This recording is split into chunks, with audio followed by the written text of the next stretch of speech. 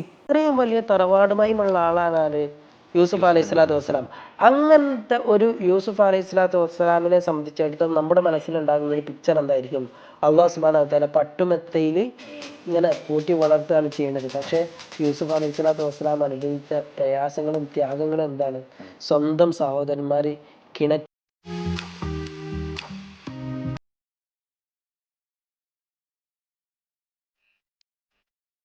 16-ാമത്തെ ഈ ഒരു എപ്പിസോഡിൽ നമ്മൾ ചർച്ച ചെയ്യുന്നത് മഹാനായ യൂസുഫ് അലൈഹി സ്വലാത്തു വസ്സലാമിൻ്റെ ചരിത്രമാണ്. കഴിഞ്ഞ അധ്യായങ്ങളിലായി നമ്മൾ ചർച്ച ചെയ്തത് മഹാനായ ഇബ്രാഹിം അലൈഹി സ്വലാത്തു വസ്സലാമിൻ്റെ ചരിത്രമായിരുന്നു. ഇബ്രാഹിം നബിക്ക് ഇസ്മായിൽ അലൈഹി സ്വലാത്തു വസ്സലാം അതുപോലെ തന്നെ ഇസ്ഹാഖ് അലൈഹി സ്വലാത്തു വസ്സലാം എന്നീ 2 സന്താനങ്ങളാണുള്ളത്.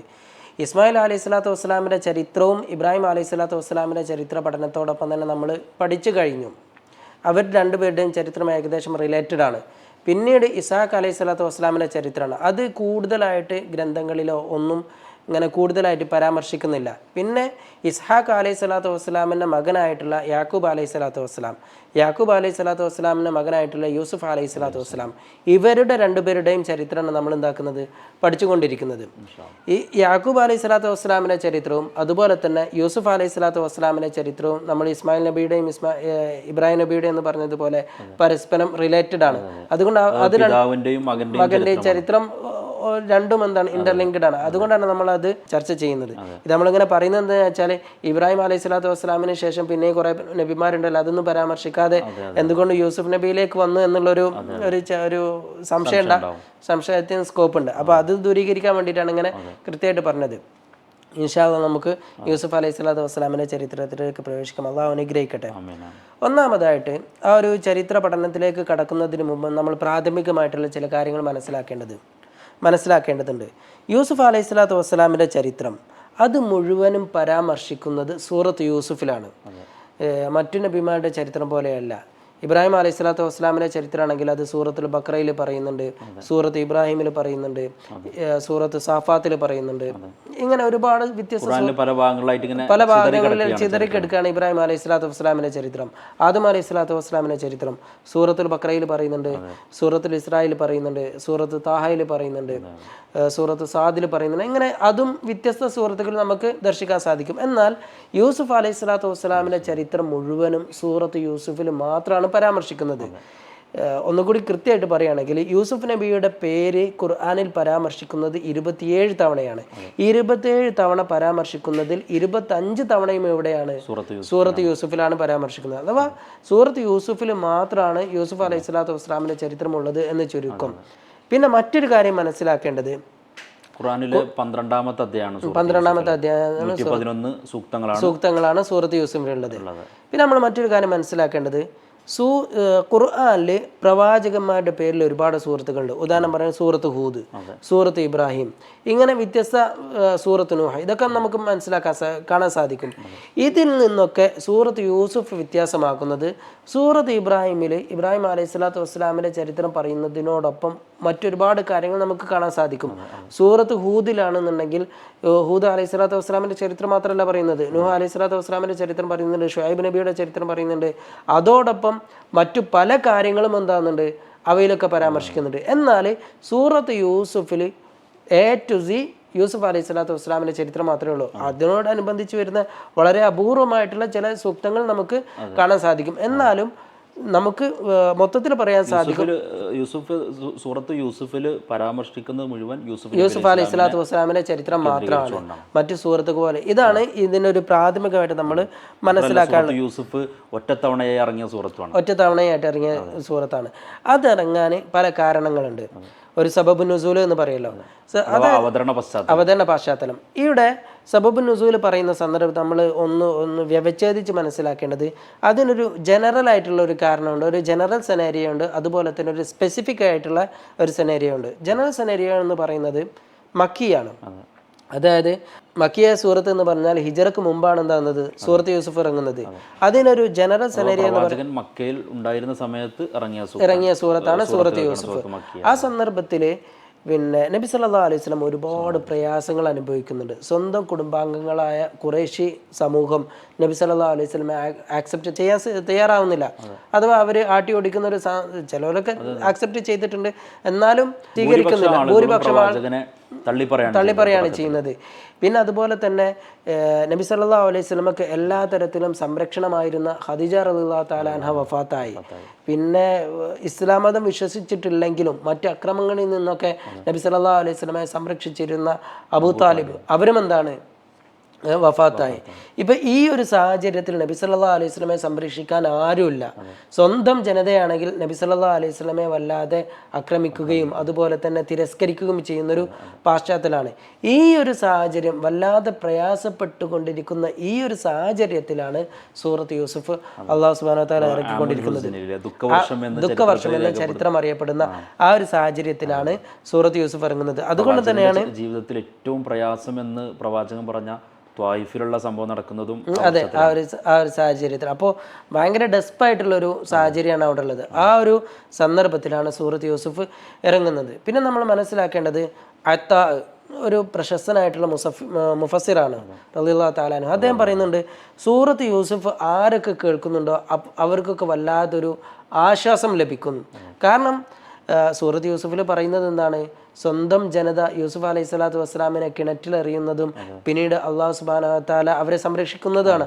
അവ എന്ത് പ്രയാസം ഉണ്ടെങ്കിലും നമ്മുടെ രക്ഷിതാവ് എന്നെ സംരക്ഷിക്കും, എൻ്റെ രക്ഷിതാവ് എന്നെ സംരക്ഷിക്കുമെന്നുള്ള വലിയൊരു സന്ദേശം നൽകുന്നതാണ് എന്ത്? സൂറത്ത് യൂസുഫ്.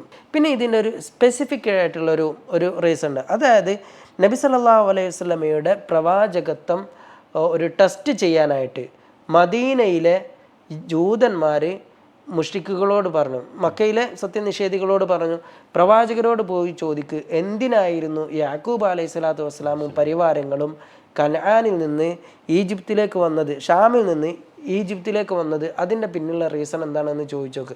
അപ്പോൾ അതിന് കൃത്യമായിട്ടുള്ള മറുപടി നബി സല്ലല്ലാഹു അലൈഹി വസല്ലമ പറയുകയാണെങ്കിൽ നമുക്ക് മനസ്സിലാക്കാമെന്ത്? നബി സല്ലല്ലാഹു അലൈഹി വസല്ലമ സത്യപ്രവാചകനാണ്, അള്ളാഹുവിൻ്റെ പക്കൽ നിന്നുള്ള വഹ്യ് നബി സല്ലല്ലാഹു അലൈഹി വസല്ലമക്ക് ലഭിക്കുന്നുണ്ട്. ഈ ഒരു ചോദ്യം നബിയോട് മക്കയിലെ ഖുറൈശികൾ സത്യനിഷേധികൾ വന്ന് ചോദിച്ചപ്പോൾ അവർക്ക് ഉത്തരം കൊടുക്കാനായിട്ട് അള്ളാഹു സുബ്ഹാനഹു വ തആല എന്താക്കി? ആ ഒരു ഹിസ്റ്ററി A to Z നബി സല്ലല്ലാഹു അലൈഹി വസല്ലമക്ക് എന്താക്കിയിരുന്നു? പറഞ്ഞു കൊടുക്കുകയാണ് ചെയ്യുന്നത്. ഇതാണ് അതിൻ്റെ ഒരു സ്പെസിഫിക് ആയിട്ടുള്ളൊരു റീസൺ. ഇത്രയാണ് നമ്മൾ അതിൻ്റെ ഒരു പ്രാഥമികമായിട്ട് നമ്മൾ മനസ്സിലാക്കാനുള്ളത്. പിന്നെ ഈ ഒരു സൂറത്ത് യൂസുഫിൻ്റെ ഒരു ചരിത്ര പശ്ചാത്തലത്തിൽ അല്ലെങ്കിൽ ഒരു ചരിത്രത്തിൻ്റെ ആഴങ്ങളിലേക്ക് കടക്കുന്നതിന് മുമ്പ് മറ്റു ചില കാര്യങ്ങൾ മനസ്സിലാക്കേണ്ടതുണ്ട്. സൂറത്ത് യൂസുഫ് നൽകുന്ന പ്രധാനപ്പെട്ട സന്ദേശങ്ങൾ എന്തൊക്കെയാണ്? ഒന്ന്, ഒരു തറവാട് മഹിമ. എത്ര വലിയ തറവാട് മഹിമയുള്ള ആളാണെങ്കിലും അള്ളാഹുവിൻ്റെ പരീക്ഷണത്തിൽ നിന്ന് വിജയിച്ചു കൊള്ളണമെന്നില്ല. ഇവിടെ യൂസുഫ് അലൈഹി സ്വലാത്തു വസ്സലാം ആരാണ്? യൂസുഫ് അലൈഹി സ്വലാത്തു വസ്സലാം പ്രവാചകനാണ്. അവരുടെ പിതാവായ യാക്കൂബ് അലൈഹി സ്വലാത്തു വസ്സലാം പ്രവാചകനാണ്. അവരുടെ പിതാവായിട്ടുള്ള ഇസാഖ് അലൈഹി സ്വലാത്തു വസ്സലാം പ്രവാചകനാണ്. അവരുടെ പിതാവായിട്ടുള്ള ഇബ്രാഹിം അലൈഹി സ്വലാത്തു വസ്സലാം അബുൽ ബഷറാണ്. എല്ലാ പ്രവാചകന്മാരുടെയും പിതാവാണ്. ഉലുൽ അസ്മിൽപ്പെട്ട പ്രവാചകനാണ്. ഇങ്ങനത്തെ ഒരുപാട് സവിശേഷതയുള്ള ആളാണ് ഇബ്രാഹിം അലൈഹി സ്വലാത്തു വസ്സലാം. അവരുടെ മുഴുവനായിട്ടും പ്രവാചകരായിട്ട് ഉൾക്കൊള്ളുന്ന വംശ പരമ്പരയിൽ വരുന്ന വ്യക്തിയാണ് ആര്? മഹാനായ യൂസുഫ് അലൈഹി സ്വലാത്തു വസ്സലാം. അബുൽ ബഷർ ആദം അലൈഹി സ്വലാത്തു വസ്സലാം. അബുൽ അംബിയ ആണ് മഹാനായ ഇബ്രാഹിം അലൈഹി സ്വലാത്തു വസ്സലാം. അപ്പോൾ ഇത്രയും വലിയ തറവാടുമായുമുള്ള ആളാണ് ആര്? യൂസുഫ് അലൈഹി സ്വലാത്തു വസ്സലാം. അങ്ങനത്തെ ഒരു യൂസുഫ് അലൈഹി സ്വലാത്തു വസ്സലാമിനെ സംബന്ധിച്ചിടത്തോളം നമ്മുടെ മനസ്സിലുണ്ടാകുന്ന ഒരു പിക്ചർ എന്തായിരിക്കും? അള്ളാഹു സുബ്ഹാനഹു വ തആല പട്ടുമെത്തയിൽ ഇങ്ങനെ പോറ്റി വളർത്തുകയാണ് ചെയ്യേണ്ടത്. പക്ഷേ യൂസുഫ് അലൈഹി സ്വലാത്തു വസ്സലാം അനുഭവിച്ച പ്രയാസങ്ങളും ത്യാഗങ്ങളും എന്താണ്? സ്വന്തം സഹോദരന്മാർ കിണറ്റിലേക്ക് എന്താ പറയുക, ഇരുട്ടുള്ള ഒരു കിണറ്റിലേക്ക് എറിയപ്പെടേണ്ടി വന്നു. എന്താണ്, പിന്നെ ജയിലിലകപ്പെട്ടു. യൂസുഫ് അലൈഹി സ്വലാത്തു വസ്സലാമിനെ മറ്റു രീതിയിൽ അടിമച്ചന്തയിലായിരുന്നു. ഇങ്ങനെ ഒരുപാട് പ്രയാസങ്ങളിലൂടെയാണ് യൂസുഫ് അലൈഹി സ്വലാത്തു വസ്സലാം കടന്നു പോകുന്നത്. അപ്പം നമ്മുടെ മനസ്സിലുണ്ടാകുന്ന ഇത്രയും വലിയ തറവാടുള്ള ആൾക്ക് എന്താകാൻ പറ്റൂല, പരീക്ഷണങ്ങൾ ഉണ്ടാവരുത് എന്നാണ് നമ്മളൊരു കേസ്. പക്ഷെ അള്ളാഹുവിനെ സംബന്ധിച്ചിടത്തോളം തറവാടുമായി നോക്കിയിട്ടൊന്നുമല്ല അള്ളാഹു ഉണ്ടാക്കുന്നത് പരീക്ഷ. ഏറ്റവും വലിയ ആളും എന്തായിരിക്കാം? അള്ളാഹുവിൻ്റെ പക്കൽ നിന്നുള്ള പരീക്ഷണത്തിന് അപ്പോൾ ഒരാളിങ്ങനെ പരീക്ഷിക്കപ്പെടുന്നുണ്ട് എന്ന് വിചാരിച്ച് അദ്ദേഹത്തെക്കുറിച്ച് നമ്മൾ മോശം വിചാരിക്കുന്നത്. പക്ഷെ അള്ളാഹുവിൻ്റെ പക്കൽ ഏറ്റവും ആക്സെപ്റ്റബിൾ ആയിട്ടുള്ള വ്യക്തി ആരായിരിക്കും? പരീക്ഷിക്കപ്പെടുന്ന വ്യക്തിയായിരിക്കാം. ഏറ്റവും കൂടുതൽ പരീക്ഷണത്തിന് വിധേയരാകുന്നത്. പിന്നെ അതിനെ തുടർന്ന് പറയുന്നുണ്ട് പിന്നെ അതിനനുസരിച്ച് എത്ര കണ്ട് ഈമാനിന്റെ തോതനുസരിച്ച് അവർക്ക് പരീക്ഷണങ്ങളുടെ തോതും കൂടുന്നതാണ്. അതെ, അതിനെ തുടർന്നിട്ട് തന്നെ പറയും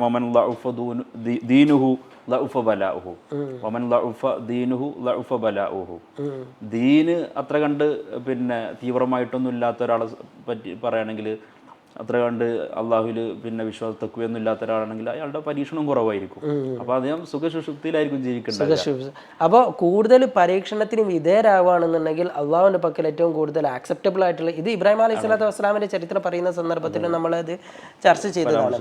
പിന്നെ രണ്ടാമതായിട്ട്, ഏത് സാഹചര്യത്തിൽ നമ്മളൊന്നും ഒരിക്കലും അള്ളാഹുവിലുള്ള പ്രതീക്ഷ എന്താക്കരുത്, കൈവിടരുത്. അള്ളാഹു തന്നെ പറയുന്നുണ്ട്, ലാ തഖ്നതു മിർ റഹ്മത്തില്ല, അള്ളാഹുവിൻ്റെ കാരുണ്യത്തിൽ നിന്ന് ഒരിക്കലും എന്താക്കരുത്, നിരാശരാവരുത് എന്ന് അള്ളാഹു സുബ്ഹാനഹു വ തആല പറയുന്നുണ്ട്. ഈ യൂസുഫ് അലൈഹി സ്വലാത്തു വസ്സലാമിൻ്റെ ചരിത്രം അത് തന്നെയാണ് നമുക്ക് വ്യക്തമാക്കി തരുന്നത്.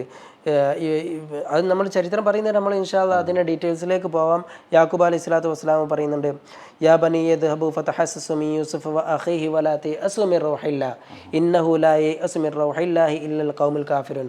അള്ളാഹുവിൻ്റെ കാരുണ്യത്തിൽ നിന്ന് ഒരിക്കലും നിരാശരാവരുത് എന്നാണ് യാക്കൂബ് അലൈഹി സ്വലാത്തു വസ്സലാം പറയുന്നത്. അത് നമ്മൾ ചരിത്രം പഠിക്കുന്നവരെ അത് നമുക്ക് അതിൻ്റെ ഒരു പിന്നിലുള്ള റീസൺ നമുക്ക് മനസ്സിലാകും. പിന്നെ അതുപോലെ തന്നെ വല്ലാഹു ഗാലിബുൻ അലാ അംരിഹി വലാകിന്ന അക്തറന്നാസി ലാ യഅലമൂൻ. അള്ളാഹു എല്ലാ കാര്യങ്ങളും, വല്ലാഹു ഗാലിബുൻ അലാ അംരിഹി, അള്ളാഹു സാധിക്കുന്ന മുഴുവൻ കാര്യങ്ങളും ചെയ്യാൻ പ്രാപ്തനാണ്. അള്ളാഹുവിന് കഴിവുള്ളവനാണ് അള്ളാഹു. അപ്പോൾ അള്ളാഹു എന്താണോ ഉദ്ദേശിക്കുന്നത് അത് തീർച്ചയായും അള്ളാഹുവിന് ചെയ്യാൻ സാധിക്കും. ആ ഒരു കാര്യങ്ങളൊക്കെ നമ്മൾ മനസ്സിലാക്കുന്നതോട് കൂടിയിട്ട് എന്താണ്, അള്ളാഹുവിലുള്ള ഒരു പ്രതീക്ഷ, ഒരു ശുഭപ്രതീക്ഷ നമ്മളിൽ ഒരിക്കലും അവസാനിക്കാതെ അറ്റുപോവാതിരിക്കും. ആ ഒരു വലിയൊരു സന്ദേശം എന്താകുന്നുണ്ട് സൂറത്ത് യൂസുഫ് നമുക്ക് നൽകുന്നുണ്ട്. നേരത്തെ നിങ്ങൾ പറഞ്ഞു സൂറത്ത് യൂസുഫിൽ ഒരുപാട് സന്ദേശങ്ങളുണ്ട് എന്ന് പറഞ്ഞു. അത് മഹാന്മാർ തഫ്സീറുകളൊക്കെ പറയുന്നുണ്ട്. അതിൽ പ്രധാനപ്പെട്ട തമസ്സുക്ക് ബിൽ ഈമാൻ. സൂറത്ത് യൂസുഫിലൂടെ കടന്നു പോകുന്ന ഒരാൾക്ക് ഭയങ്കരമായൊരു ഈമാനികമായ ഒരു ശക്തി അദ്ദേഹത്തിലുണ്ടാകും. കാരണം ഈമാനിൻ്റെ വലിയൊരു ഈമാനിൽ അടിയുറച്ചു നിന്നുകൊണ്ടാണ് യൂസുഫ് നബിക്ക് അങ്ങനെ സാധിച്ചത്. ആ തവക്കുലു അലല്ലാ, അള്ളാഹുവിലുള്ള അചഞ്ചലമായ ഒരു ഭരമേൽപ്പിക്കല, എനിക്കൊന്നും സംഭവിക്കില്ല, എൻ്റെ അള്ളാഹു എന്നെ കാത്ത് സംരക്ഷിച്ചു കൊള്ളും എന്നുള്ള ഒരു വലിയ തവക്കുല്. മാത്രമല്ല മഹാന്മാർ പറയുന്നത് വളരെ പ്രധാനപ്പെട്ട ഒരു പോയിന്റ്, ഇൻതിസാറുൽ ഹക്കി ഫിന്നിഹായ, ഏത് സാഹചര്യത്തിലും അന്തിമ വിജയം അന്തിമമായ വിജയം ഹക്കിനായിരിക്കും, സത്യത്തിനായിരിക്കും, സത്യസന്ധതക്കായിരിക്കും വിജയം എന്നുള്ളത് ഒരു സത്യമാണത്, ഒരു പ്രാപഞ്ചിക സത്യമാണത്.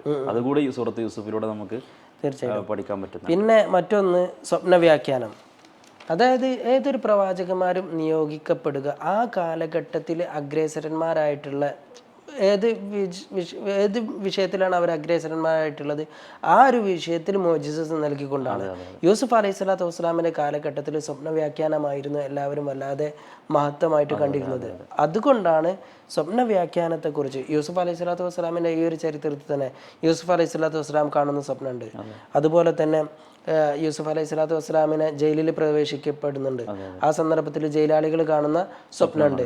അതുപോലെ തന്നെ അവിടെയുള്ള ഒരു രാജാവ് കാണുന്ന സ്വപ്നമുണ്ട്. പിന്നെ അതിൻ്റെ വ്യാഖ്യാനമൊക്കെ അത് യൂസുഫ് അലൈഹി സ്വലാത്തു വസ്സലാം അസാധ്യമാം വിധം അത് പിന്നെ ഈ ഒരു സ്വപ്നത്തിൻ്റെ കെട്ടഴിച്ചു കൊടുക്കുന്ന ചരിത്രമൊക്കെ എന്താകുന്നുണ്ട്.